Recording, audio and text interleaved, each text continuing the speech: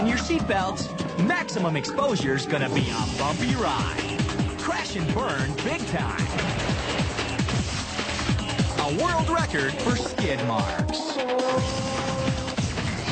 The wrong way to use your head. Run or be roadkill. A Canadian dodges death, eh? Train versus bike. Train wins.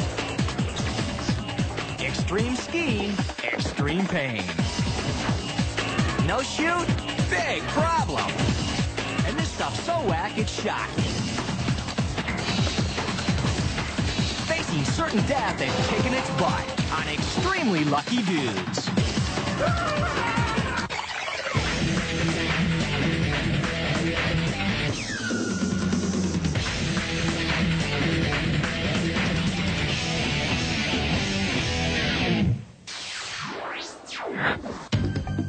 Smoking may kill this Russian dude someday, but 10 minutes ago, he was already a dead man. Two Russian MiGs show off at an air show in England. Sean Moffat was the announcer at the show. Here are two graceful jets, and these were beautifully painted, and they were doing a lovely, graceful display. And the MiG-29 is a beautiful airplane. I mean, it is something quite stunning to see. Yeah, we'll show you stunning. That ain't no fender bender. And you're not quite sure whether the pilots are alive or not. It's a big shock to the system. But these lucky pilot dudes got out. Look at the slow-mo replay. Seconds after the crash, the pilots are somehow able to eject. I was amazed that they both got out, particularly the number 2 aircraft, which was the one that was hit by the leader, because the leader's wing sliced through the fuselage of the number 2 aircraft just behind the cockpit. He was a very lucky man. Very lucky dude. They make it to Earth safely. Hey, let's take another look. Now, here's what happened. The planes are performing a giant loop, but one of them does his loop tighter than the other, and boom! So, you've got one really lucky dude, and one almost really lucky dude. The pilot who got hit punched the other guy out and broke his nose. No wonder they were ticked off. Bonehead just totaled 2 planes that cost $34 million apiece. Hey, that's a whole lot of vodka. Nostrovia, lucky dudes. Here's another extremely lucky dude, Ron Cook. Ron is way into the sport of motorcycle land speed racing. He's going to try to top 200 miles an hour on his custom-made bike. Now, things are looking good. The record looks like history. Then, the bike starts acting up. Ron takes a dive but can't get free. Now he's being dragged at 175 miles an hour. Whoa, talk about buns of steel. Like a horse that's thrown its rider, Ron's bike continues on and crosses the finish line. Amazingly, Ron suffers just a few bumps and scrapes. He's pretty shaken up. I want you just kind of take it easy, take your feathers out, and let those guys look at you. So what's next? Let's go back to the pit area. Okay. Gather myself together here. One more time. The ride is going smoothly. Then a wobble starts in the front end of the bike, and Ron eats it big time. 5 years of racing, and this is Ron's first accident. But you can't keep a lucky dude down. Ron's fixed the problem. Or so he thinks. He gets back on his horse 2 weeks later and shoots off down the track. And then...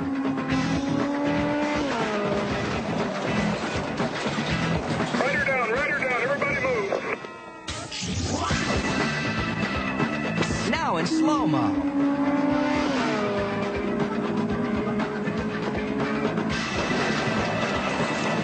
This time he wipes out at over 200 miles an hour. No way anybody lives through that. But Ron's a super lucky dude. Man, there are parts flying. I have to see what's happening in that body of mine. See, this bike's in a million pieces, and Hell, I'm still in one piece. Well, that's one way of looking at it. Ron broke his leg in 2 places and his arm in 3. When you have accidents close to 200 miles an hour and you're still alive and it happened twice, you kind of rethink things. That's the speed where you usually aren't around to answer. And I'm here, so yeah, I think about that. Ron cheated death twice in 2 weeks. He's lucky, all right. Yeah, but if I was him, I wouldn't push it. These are the sprint car time trials for the California Racing Association. On the green from Torrance, California. Yeah, it's pretty dangerous. But check out what happens to driver David Crowell. Dave was 6th in the consolation. He loses it in a turn and hits the wall. And then it gets bad.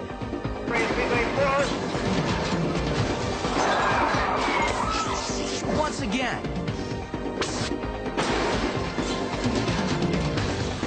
As the car flips over, Dave's seatbelt gives way. The second flip, the car lands on him.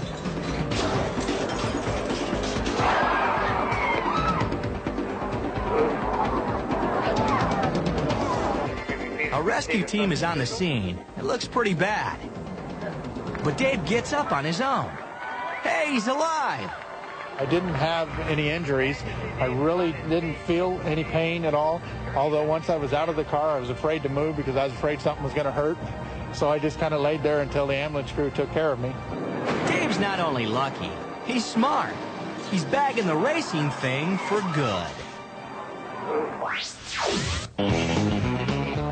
Big night in Lake Geneva, Wisconsin. You're on a date with motorcycle stud Jeff. He's the guy in yellow. Jeff Blaha, though, not letting off as he battles back on the outside. It's only the second time you've seen him race, so you're psyched. He makes his move. And he's down. Whoa, Jeff Blaha! Jeff Blaha, another bike getting tangled up into him. Wow. So you're thinking, this is a really bad date. Your boyfriend just got run over by 500 pounds of rider and bike combined. And you think, you know, I better go see if he's hurt. Let's look at it again.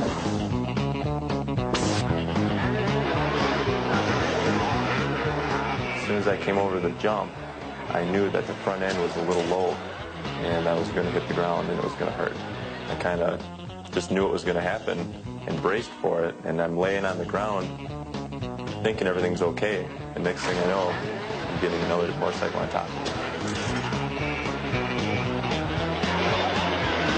Jeff lies there and wonders if this will get him some sympathy. Yeah, let's give that guy a round of applause. That's Jeff Blaha. Meanwhile, girlfriend is thinking, does this date suck or what?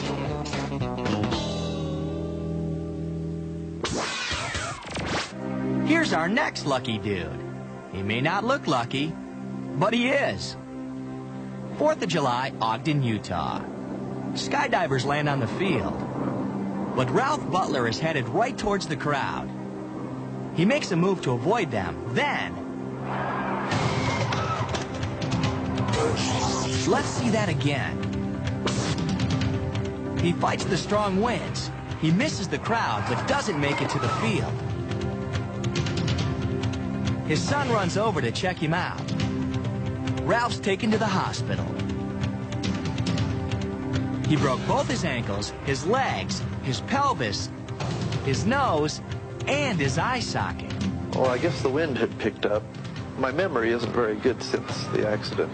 I was having a hard time penetrating the wind, and I didn't want to land on all the people in the stands. I do remember making the decision to pull on the front risers to get out from over the people. I don't remember the landing at all.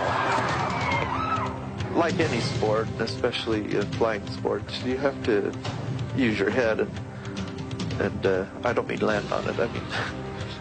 Ralph may not be that funny, but he sure is one lucky dude.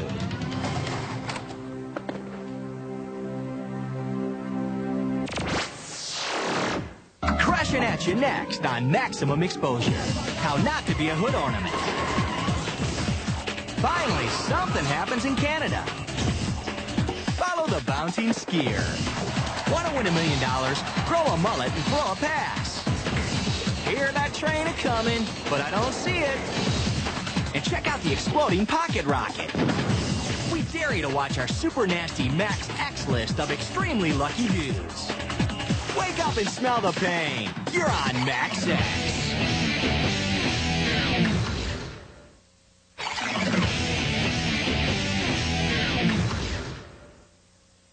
Welcome back to Max X. Raise that up in front of your truck for a second. This cop is trying to clear this guy's wreck. When out of nowhere... Whoa, that was close. Let's take another look in slow motion.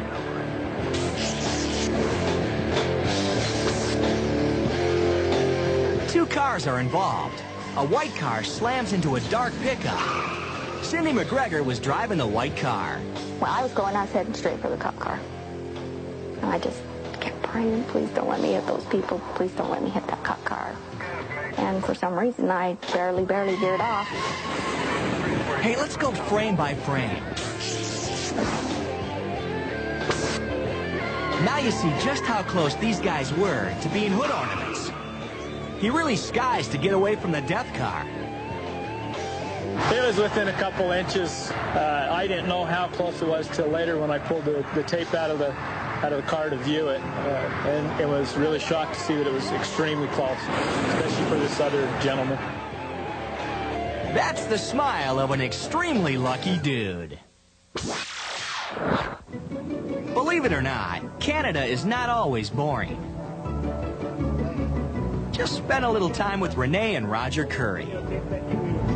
They're making a documentary about their lives. Nag, nag, nag. And I think you're going to blame the brake fluid or the steering fluid on me too, eh? But things do happen in Canada, and sometimes it's unboring. The boys spy a pedestrian. His name is Peter Yee. A delivery truck tears through the intersection. Somehow, Peter avoids getting squashed. Hey, we gotta see that again, eh? Peter dodges the truck, but the truck sent a car careening towards him. Peter jumps pretty high. Well, for a Canadian. Can you catch that on tape? I don't know. Renee and Roger, check out Peter, eh? I talked to him for a bit, and he said he was okay. He just couldn't believe that he jumped so high. He's never been so high in the air in his life. And the vehicles. That's the culprit. Not much damage to him. Later, they used the tape to show who was at fault in the accident. And we think it was Canadian front page news for about a year, eh?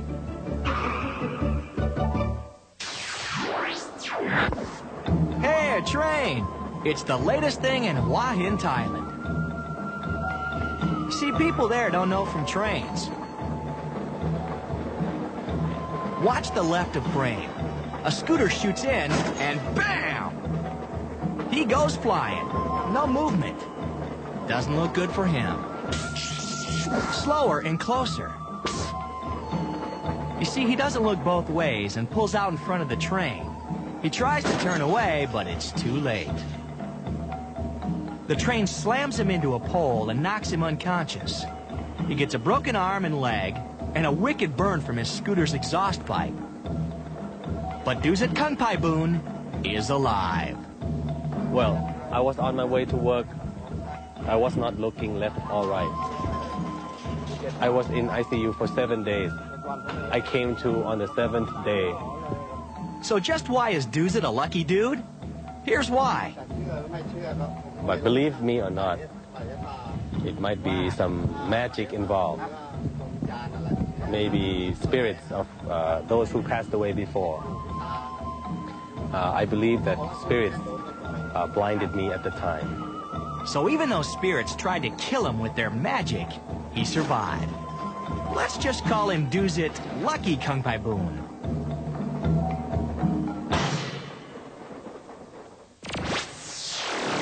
We got your back on Max X.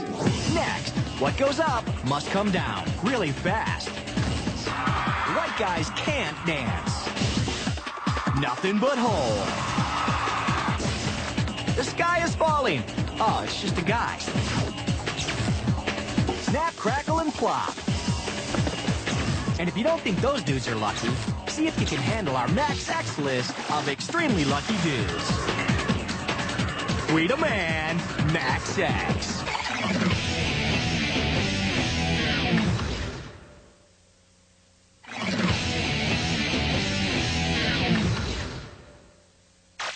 Extremely lucky dudes make money the old-fashioned way. They win it. This dude has the chance to become an extremely lucky dude, not because of his sweet mullet haircut. This is Terry Pledger and his lovely wife. In the next few seconds, he could win $1 million. All he's got to do is throw a football 10 yards through this hole. It's about 30 inches wide. Oh yeah, he'll be in front of thousands of people because it's halftime at the Orange Bowl. Terry warms up with ex-NFL quarterback Bernie Kosar. He steps to the line.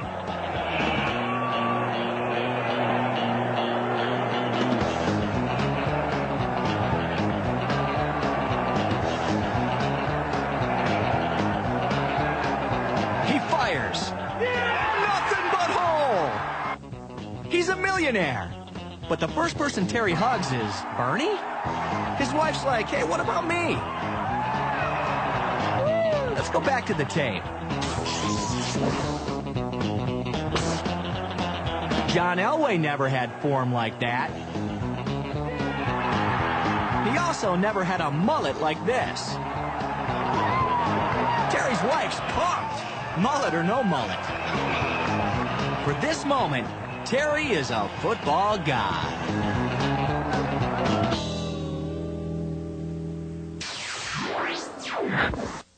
Meanwhile, in Louisville, Kentucky, 18-year-old football fan Justin Phelps is working the crowd. He's psyched. He can win 10,000 smackers if he can make a field goal from 40 yards out.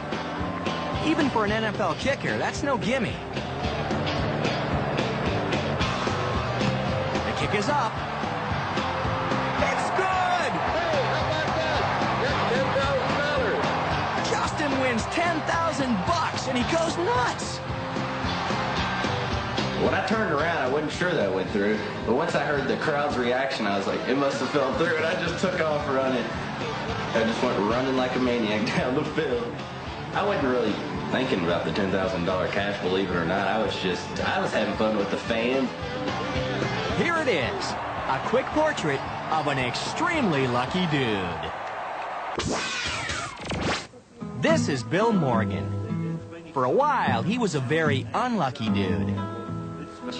Within a year, Bill almost died in a truck accident, had a heart attack, and then went into a coma for 12 days. But Bill's luck changed. He won this car with a scratch-off lottery ticket. Too bad the steering wheel's on the wrong side. Oh, wait a minute, this is Australia. Now a TV station wants Bill to reenact how he won the car. So they tell him to buy another lottery ticket and scratch it off. Watch what happens when he does it again for the cameras. I just won 250,000. I'm not joking. I just won 250,000.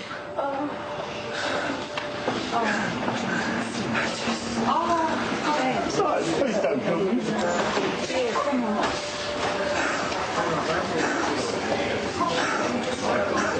Show me this. You're right, Bill. Show me. You have two. Give us a look, Bill. Congratulations, Bill. Give us a look. Fantastic. Look. I can't believe this is happening. Bill. How do you feel? Yeah. I think I'll have another heart attack. Nope, no heart attack. 250 large. They go to see Bill's fiancée, Lisa. Are you okay? Lisa. Are you alright? Yeah, well, I just hope he, I mean, money's not that important. I just hope he doesn't use all his good luck up. I just want him to be healthy and happy. That's the main thing. Yeah, we're with you, Lisa. Here's to getting lucky, Bill. Oh, God, I can't believe it. All them other shows are for wimps. We are Max X. Coming up, a free fall with a price. Your life. Extreme skier rock and roll. There's the rock, and there's the roll. This dude's last bungee jump. He's the bomb. We bet you can't watch our extra heinous Max X list of extremely lucky dudes. You're in for it now on Maximum Exposure.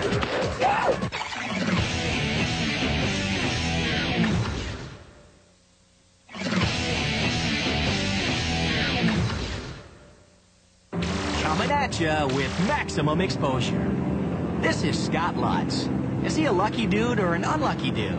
Kind of hard to tell. Scott's been waiting 8 years for this. It's his first free fall. Scott and his instructors jump at 12,000 feet. The instructors hold him steady against the rushing wind.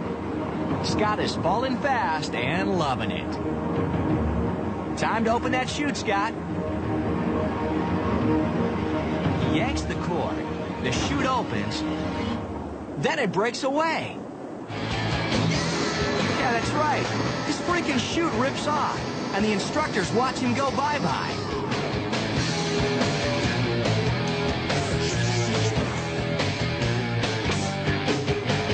They train you for all kind of different types of chutes. They can be tangled, you know, there can be problems where they're half deployed, and I remember thinking when that happened, I don't think they ever trained me about what would happen if your whole chute disappeared. Scott plunges to the ground at 125 miles an hour. There's only 1,000 feet between Scott and Splat. I deployed the chute opened, and I looked up, and the chute was full and round, which is a good sign.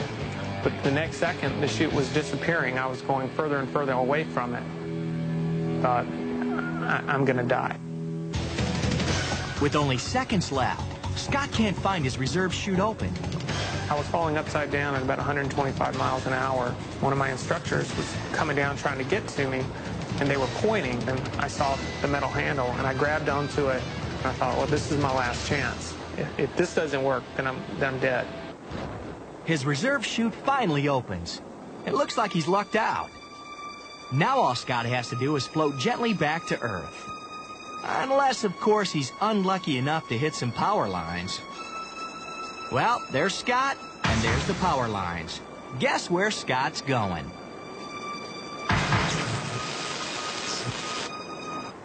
Now that's unlucky.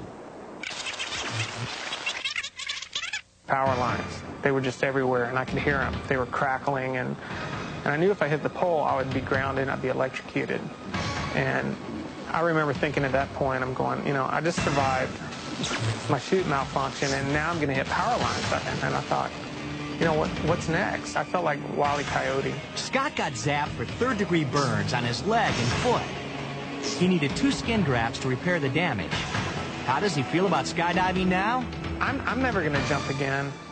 I don't think most people realize how little time you have. If something goes wrong, you just have a matter of seconds between whether what you do will make you live or kill you. Scott's one of the unluckiest dudes around. Well, yeah, but he's still alive. So I guess that makes him an extremely lucky dude. Clean-shaven David McCallum on his very first bungee jump. Any last words? Okay, see when you get back down. Which is going to be a lot sooner than David expects. David's wife gave him this bungee jump as an anniversary present. He's 180 feet off the ground. He jumps, but 2 of the 4 bungee cords aren't connected. Oh, nice present, honey. Luckily, there was an emergency airbag. Unluckily, David missed most of it. I was real nervous, real scared. I kept thinking to myself, I'm not going to die, I'm not going to die. Fortunately, David only broke his ankle. I tried to stand up, and I realized I couldn't stand up, and I fell right back down. I out of all the people screaming, I just happened to see my uncle, and I give him thumbs up. David was so freaked by his experience, he grew a mustache. But he still kept his lucky mullet. In Crested Butte, Colorado, Rich Hopkins is doing a TV commercial. His job? Paraglide in and land next to his female co-host.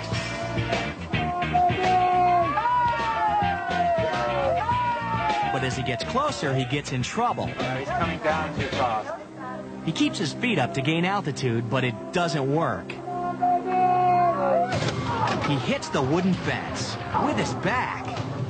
You can hear his pain. He has a really bad back. He has a really bad back. She knows because 3 months before, while doing another stunt, Rich broke his lower back. The crew rushes in to help him. He has motion in his arms, that's good. And he gets up and limps off. He got himself a broken left ankle and foot, and his bad back got worse. He broke it again, in the same place. But listen to this woman in the background. He might have a few words for her. You want to do it again? But at least he didn't die. And in our book, that makes him a really lucky dude. He has a really bad back. We're at the World Extreme Skiing Championships in Valdez, Alaska. Bridget Mead takes off down Odyssey Slope. Uh-oh, she loses it. And she heads down the mountain. A yard sale's not what she had planned.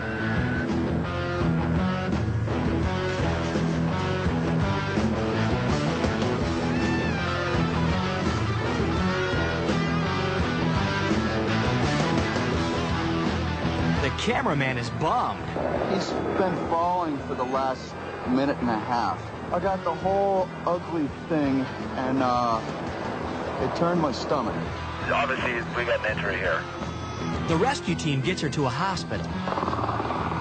Basically, I went into my run way too fast and way too aggressive. I should have been taking it a lot easier. I skied down the ridge and then I cut into my line, and I think on my second turn, because it was so slick, my skis just went boom out from under me, and there was no way I could recover it once I had lost it. And then I just start ragdolling down the mountain, and I go over a 30-footer, and I bang into the cliffs and out of the cliffs and into the cliffs, and I just ragdoll. If you've never done it, this is how to ragdoll.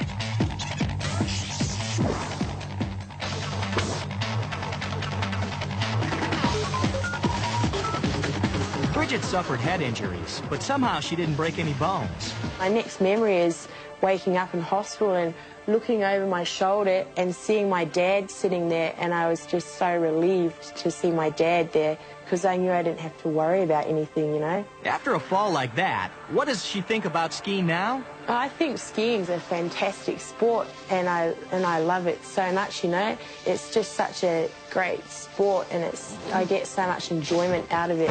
Let's watch Bridget enjoy herself again.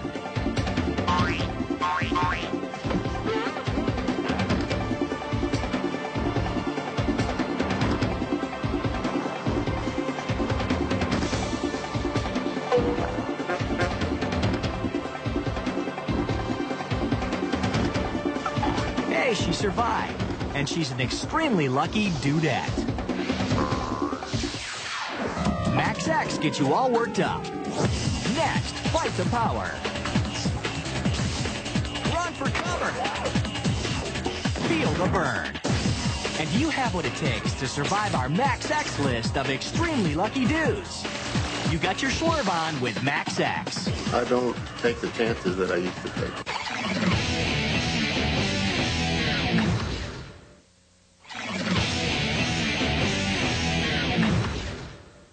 We're all over you with maximum exposure. Tina Porter works at a convenience store. Her day's about to turn unlucky. Two guys mosey on in. One of them asks for a phone, and Tina, being neighborly, lends him hers. Now, the guy acts like he's calling for a tow truck. But then he says he doesn't have enough money for one. He talks to his partner and asks how much money he has. Then he does this. Hey, let's see that again, frame by frame. Watch the side of Tina's head. You can see the bullet goes right through her hair. Wow, that's close. That's lucky. The punks get down to business. They want to get into the safe. She can't open it. I can't open it. I can't open it. I'll call somebody who can. They walk away with over $400 from the registers. I'll give you what I got in here.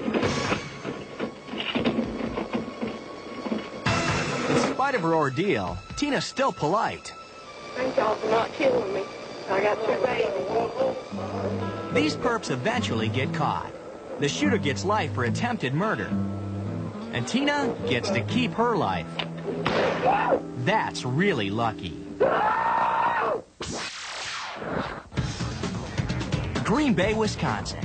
We have a developing situation. Officer Michael Crabb is part of a SWAT team that's surrounding a house.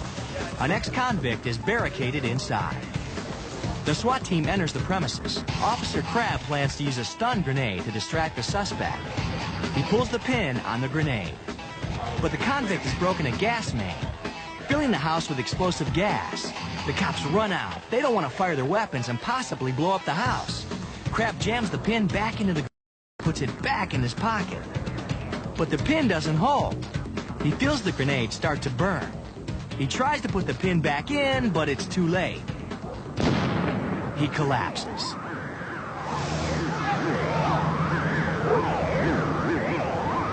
I knew I was going to get hurt. I knew it was going to go off. I knew there was nothing I could do about it.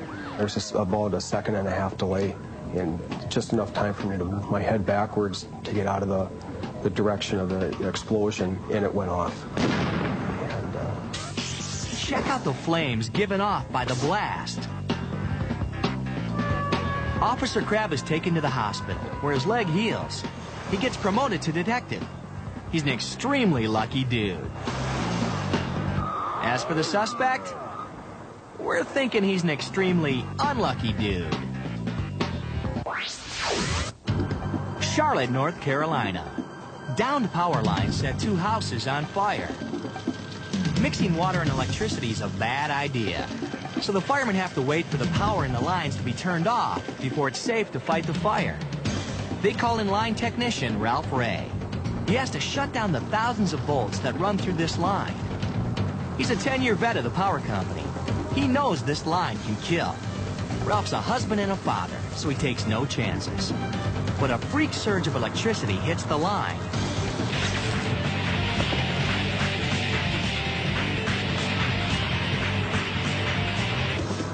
Let's see it again.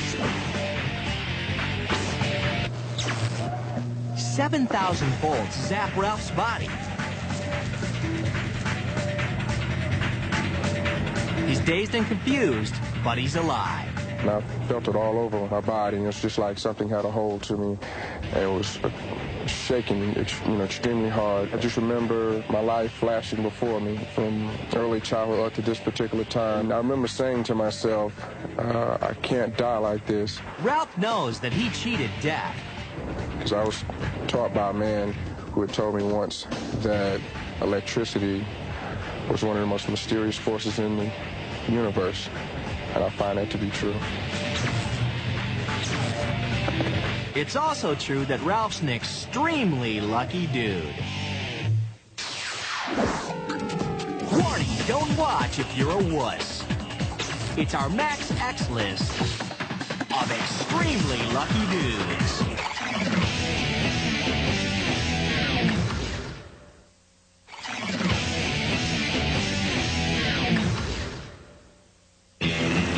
We've got the Max X list. The really extra super lucky dudes. Number 4.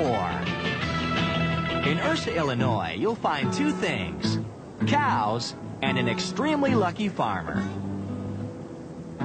That old silo's been getting on the Fraser family's nerves for years.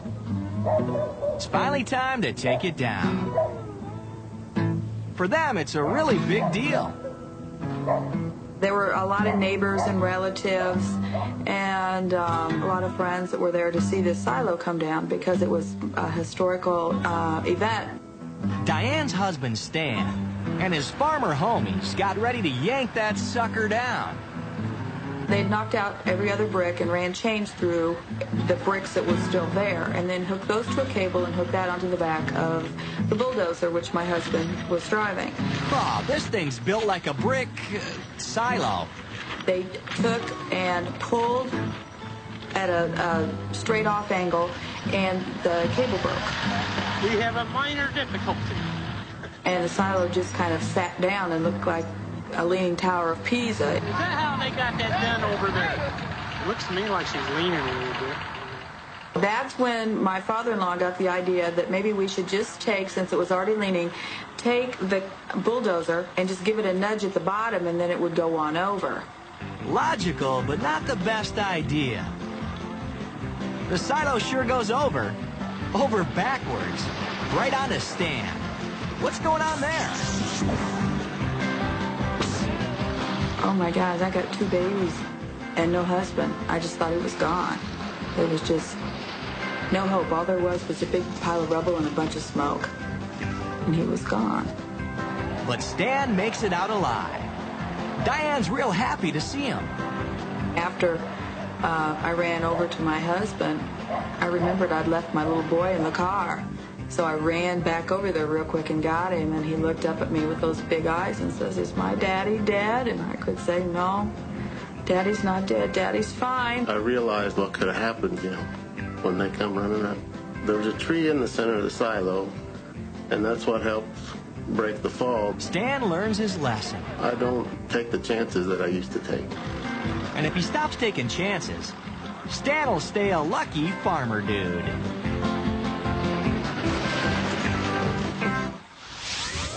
Next on X. He might not look like it now, but this is a really lucky Peruvian dude. Juan Davila has a sharp stone embedded in his skull. He was sharpening this saw when it jammed, and a piece of stone flew up and into his head. He should be dead, but he never even lost consciousness. He even tried to pull the stone out himself. I attempted to pull it out with my own hands. Then my wife came in and helped me, but it was stuck. Doctors can't believe that he's alive. He was conscious. He was talking and understanding perfectly well everything we said. Surgeons remove the stone. Juan goes back to work. Even after his accident, he doesn't use goggles or a helmet. Juan must be feeling extremely lucky. Down to number 2 on the X list. Los Angeles, California. A tractor trailer tipped over on its side. But it gets worse. To see under the truck, we gotta give it maximum exposure. It's a car with a guy trapped inside. He's buried under 20,000 pounds of boxes and truck. We got a single male driver in a vehicle that's completely crushed by second part of a semi-tractor trailer with about 20,000 pounds of plastic bags inside. So they're using a heavy rescue now to see if they can lift it off him. Heavy rescue tries to lift the semi, but can't. So firefighters have to get rid of the boxes. They work fast. The truck's weight could shift at any moment. They start up the crane again. This time there's progress. The trailer lifts off the car.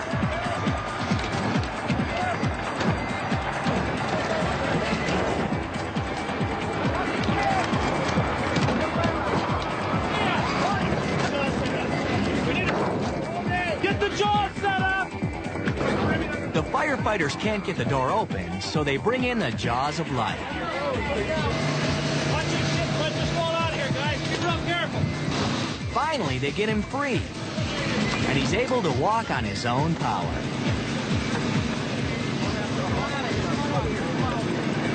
He said he remembers everything, no KO. He's got no pain anywhere. I palpated his chest, I mean, everything's intact. They put him on a stretcher just in case. Heavy rescue pulls the trailer up a little more, and the boxes bury the crushed car. The driver gets out of the hospital the very next day. I really didn't feel anything. I wasn't nervous. It's like nothing had happened, but I was in the dark. I could move my fingers and toes, so I knew I was okay. I'm very thankful they got me out because I didn't know if I was going to live. His car wasn't so lucky, but he is. And number 1 on the Max X list. This is a Max X warning. Nasty stuff ahead. Pray that you can handle it. These two guys are close friends, but they never wanted to be this close. A pole has brought Runtiva and Vichy closer. It slammed straight through one and out the other. They're stuck to it like chicken on a skewer. Here's how it happened. Runtiva was driving a motorcycle. Vichy was behind him. They were riding on a highway outside of Bangkok, Thailand. They swerved to miss a car and headed towards a truck on the side of the road. The truck had long metal pipes sticking out of the back. They hit so hard they were impaled on a 2-inch wide pipe. The doctors in the ER can't believe these guys are still alive and fully conscious. They have to operate immediately, with the guy sitting up, and worse, without anesthesia. The surgeons must be careful because the pipe just missed Runtiva's heart. We're not going to show you all the gory details. On a Thai talk show, the doctor who performed the surgery explains how he worked on Vichy. I numbed the skin here and I cut open here. The metal pipe slid out. Then on the driver, Runtiva. I cut him open here to see if there was any serious damage to his internal organs. Luckily, nothing was seriously damaged. After they were separated, doctors finished the operation on each of the guys. A few weeks later, Runtiva and Vichy are well enough to appear on TV. These guys just missed certain death. Maximum Exposure is out of here.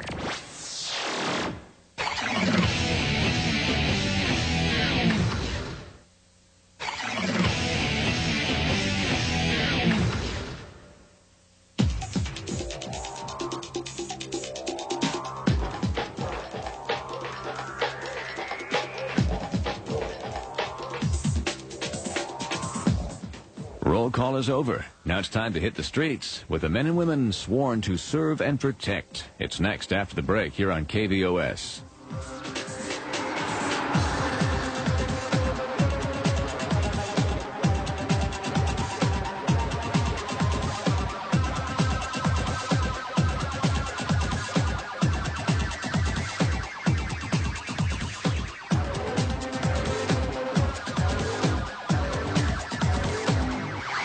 I don't think most people realize how little time you have.